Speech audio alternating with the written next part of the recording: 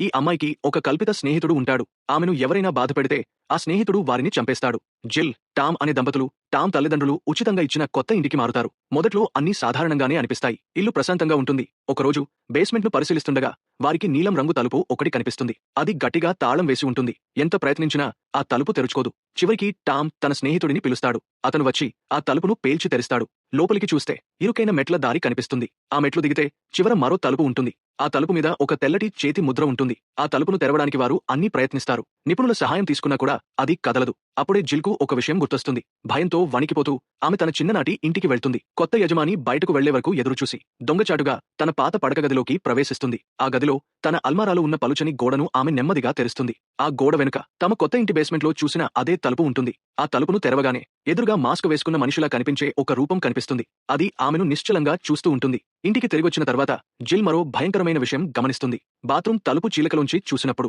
రక్తంతో నిండిన ఒక ముఖం ఆమెను చూస్తూ ఉంటుంది. భయంతో జిల్ కేక వేస్తూ టామ్ను పిలుస్తుంది. కత్తి పట్టుకుని టామ్ బాత్రూంను తనిఖీ చేస్తాడు. కానీ ఆ భయానక ముఖం అక్కడ ఉండదు. ఇల్లు మళ్లీ నిశ్శబ్దంగా మారుతుంది. చివరికి జిల్ ఒక నిర్ణయం తీసుకుంటుంది. టామ్కు తన చిన్ననాటి ఇంట్లో ఉన్న ఆ రహస్య గదిని చూపించాలని. వారు అక్కడికి వెళ్లినప్పుడు ఆ గదిలో నేలపై ఒక మృతదేహం పడి ఉంటుంది.